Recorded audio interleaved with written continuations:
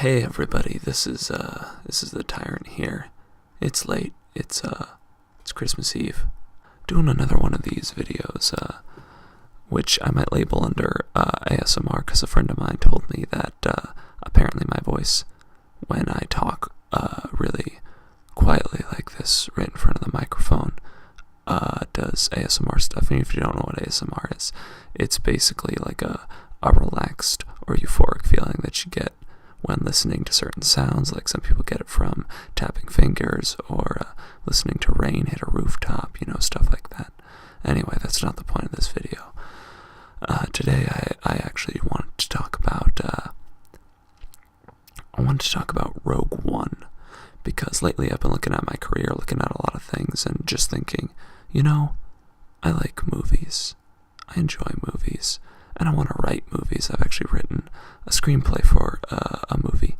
So I thought, why not start reviewing movies why not make that into some kind of career? So I thought, being a movie reviewer would be cool, but if I'm going to do that, I should probably, practice reviewing movies. That's usually important to being in a career, is to practice it.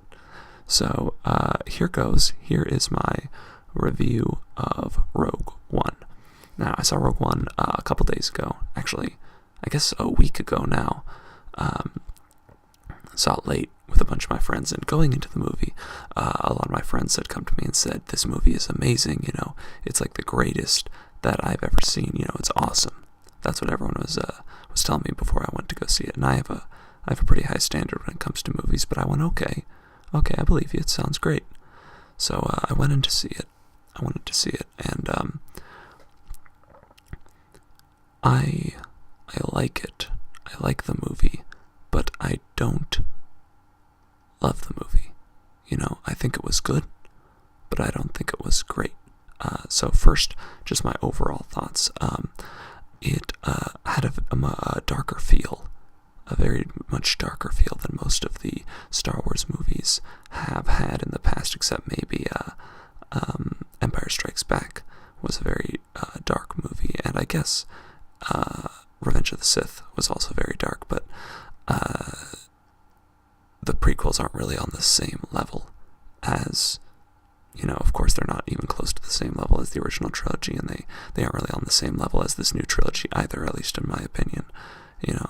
The new trilogy may not be as good as the original Star Wars movies, but it's hard to make lightning strike twice, and right now they've been doing a good job, at least much better than the prequels have so far. Now, a question I've gotten is, which one do I like more, Rogue One or Star Wars 7? And I would answer that Star Wars 7, and now let me explain why. Star Wars 7 was a movie that was very specific in what it was about. It was a reboot, or not a reboot, but it was we were finally getting new Star Wars movies. It's been a while since we've gotten new Star Wars movies, and they didn't want to mess it up. They didn't want to end up with another Phantom Menace. So the reason that it's very similar, and it is very similar to A New Hope, is because they didn't want to screw with the Star Wars formula so much. And we've had that same Star Wars formula for like 4 movies. 4 Star Wars movies have done that, counting Star Wars 7. So I get why they did what they did, and they did what they did very well for a story that was very predictable. It hit all the right notes, and it did it very well. So even though it didn't surprise me, it was still enjoyable. While Rogue One, which had the potential to do a lot of things that we haven't seen Star Wars do, a potential to do a lot of interesting things, what I really wanted to see from Rogue One was the in-between stage. I wanted to see a Rogue One that took place, 10 years after Revenge of the Sith. So that's right in that middle period, and we get to see, the Empire trying to, claim systems of the galaxy into itself, and you have the rebel factions, being very strong. Maybe you have multiple rebel factions, and they do some of this in Rogue One. But Rogue One, for those of you who don't know, I don't think this is really spoiling anything. Rogue One takes place almost right before A New Hope does. It's very close to beginning of New Hope. So that first of all disappointed me. I feel like there's a lot you could do with the opening stages, or with the middle period, the interim, as it were, that they had the option to go into and that they didn't do. So I feel like there's some missed potential there. Then they have this interesting philosophy where they try and get dark, right? Like I was saying before, it is darker than a lot of other Star Wars movies, and they try and get darker with it. In the very beginning, one of our main characters shoots another rebel to prevent him from giving up secrets to the Empire, which is something we haven't really seen, but which is nice, and it's very interesting, and it raises this moral boundary where you wonder, are the rebels that good? They bring up this idea of other rebels that even the like mainstream rebels don't want, because these rebels are too violent and too extreme. And that's a fantastic idea, this idea that they're not all united against the Empire. There's all sorts of different approaches to this. All of these are great ideas, but the issue is they don't fully realize on any of them. And that's what really disappointed me about Rogue One, and that's why I prefer Star Wars 7 to Rogue One, because when I look at Rogue One, all I see is a ton of missed potential. And for those of you wondering if it's a good movie, yes, it's a good movie. I enjoyed it. If you like Star Wars, you'll enjoy it. I don't think that the movie we got was that bad. I just think it could have been so much more than it was. There were so many concepts that were either half-baked or not realized at all that would have been so interesting to see fully realized. There's this great scene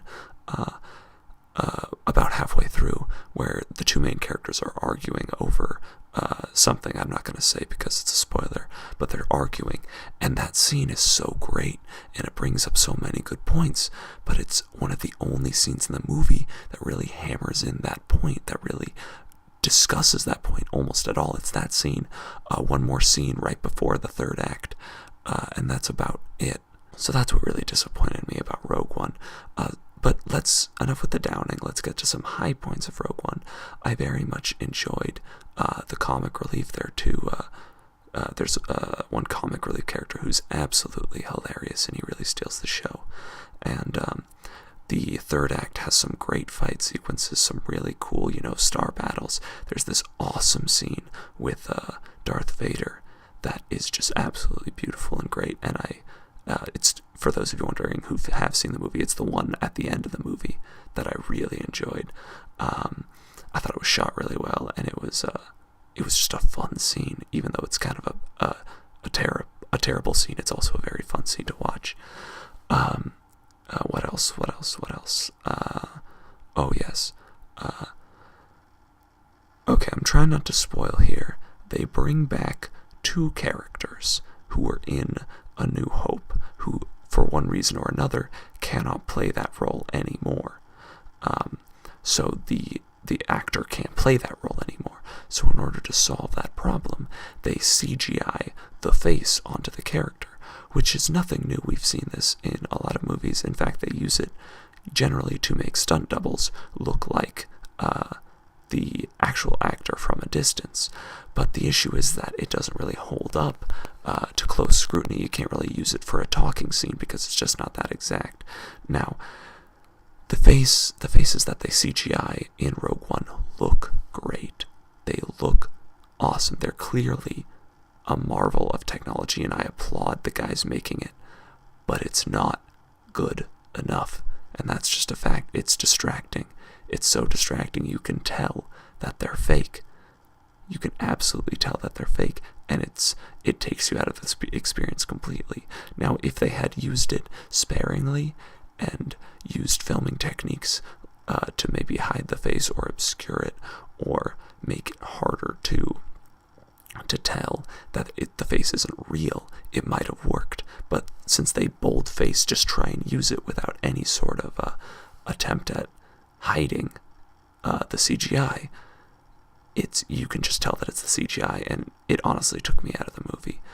The voice acting, though, at least on one of the characters, the one who gets more screen time, he's actually important to the plot.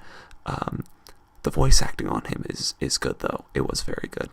Even though the original actor couldn't come back, I thought the voice actor did a very good job of capturing the essence of that character. So good job on him. I don't remember his name, but good job on him. I'm not the best. You'll find I'm not the best with actor names and with like director names and stuff. It's something that I need to work on as these videos are going forward. If I make more of these, I'll try and make more of these.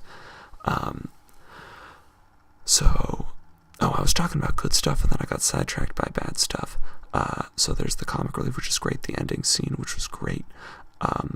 The first act feels very sloppy. It feels like there's a lot of wasted time, a lot of wasted characters. But some of those wasted characters, they aren't really wasted. The characters themselves are very interesting. But the way they're introduced to the story and the way that they're sort of sidelined in the story is a bit disappointing, because they don't spend enough time, I feel, on the main characters, but they also don't use that time to spend on the side characters either.